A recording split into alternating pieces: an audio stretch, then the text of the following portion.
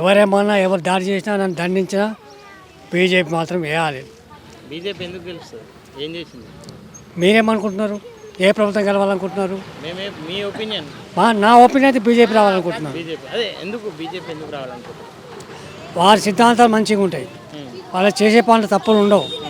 ఏదైనా ముక్త సరిగా పోతారు మోదీ గారు, తప్పకుండా ఆయనే గెలుస్తాడు, ఆయనే ప్రధానమంత్రి దేశానికి. కానీ 6 గ్యారంటీలు నెరవేర్చాలంటే కాంగ్రెస్ వాళ్ళు మేము అస్సలు నెరవేరుస్తామని చెప్పేసి అంటున్నారు. నెరవేర్స్తే ప్రజలు రాష్ట్ర ప్రభుత్వానికి కాంగ్రెస్ గెలుస్తుందేమో. ఒకవేళ అవి నెరవేరకపోతే మళ్ళీ ప్రభుత్వం కూలిపోయే పరిస్థితి వస్తుంది. రేవంత్ రెడ్డి గారు ప్రవేశపెట్టినటువంటి ఉచిత పథకాలలో మహిళా ఉచిత ప్రయాణం ఇచ్చారు, సక్సెస్ అవుతుంది.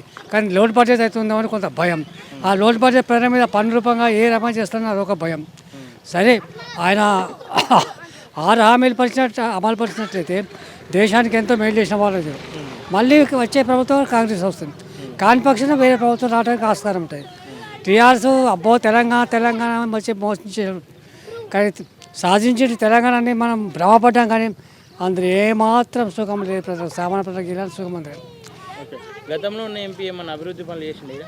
గతంలో ఎంపీ గారు మాకున్నారు, అరవింద్ గారు ఎవరో ఉన్నారు తెలియదు. వారు ఒక్కరోజు మా గ్రామానికి రాలేదు.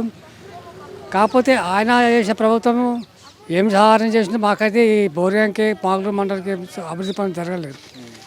ఏంటంటే మోడీ మీద విశ్వాసం ఉంది కాబట్టి ప్రభుత్వం సెంటర్లో ఆయన వస్తేనే బాగుంటుందనే ఉద్దేశం. అంటే బీఆర్ఎస్ నుండి కూడా బాజిరెడ్డి అని రాబోతుందని చెప్పేసి వినబడుతుంది. ఆయన ఏమన్నా చేసింది? ఏమి చేయలేదండి. ఏ అధికారైనా సపోజ్ గ్రామ పంచాయతీ సర్పంచ్కి ఉన్నారనుకోండి, గెలిపించి ప్రజలు నేను ఆదుకుంటా, అది చేస్తాను, ఓకే గెలిపించాం అనుకోండి. ఆయన చేస్తే అభివృద్ధి బాగుంటుంది, చేయకపోతే ఆయన ప్రతిఘటించలేము కదా. ఆయన ప్రభుత్వం పడిపోయిందా ఊరుకుంటారు, తర్వాత ఎలక్షన్లో మళ్ళీ పక్కన నెట్టేస్తారు, సర్పంచ్ కానీ సీఎం కానీ పిఎం కానీ. బీజేపీ అంటే మత రాజకీయాలు చేస్తుంది అని అంటున్నారు. మత రాజకీయాలు చేస్తుంది అంటారు. మతము అనే మనిషి పెట్టుకున్నానండి, మత రాజకీయం ఎప్పుడు ఆయన వాడలేదు. విన్నావా? నాకు తెలిసింది చెప్పాను సార్. అంటే కాంగ్రెస్ నుండి కూడా జీవన్ రెడ్డి రాబోతుందని చెప్పేసి అంటారు. ఎట్లుంటుంది ఆయన మనుగడ? ఎట్లుంటుంది? ఏ జీవన్ రెడ్డి గారు? జైత్యాల ఎమ్మెల్సీ జీవన్ రెడ్డి. ఏమో నాకంతా, ఆయన ఒకప్పుడు కాంగ్రెసే, ఇప్పుడు కూడా కాంగ్రెస్ వస్తుంది. ఎంపీగానా? రానివ్వని చూద్దాం. కానీ నేనైతే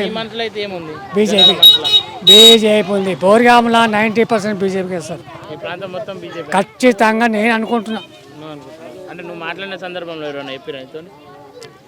సార్, నేను ex panchayati bill collector, ex VRO, ఆయన ఆల్సో ఆయన పోస్ట్ గ్రాడ్యుయేట్ WMA. ఈ స్థితిలో నేను మీకు మాట్లాడుతున్నాను, ధైర్యం మాట్లాడుతున్నాను. తాగిన మాటగా తాగిన అంత ఉంటుంది. కాకపోతే మా మనసులలో బీజేపీ అని ఉంటుంది. మొత్తం బీజేపీ. ఓకే అండి, థ్యాంక్ యూ. No mention.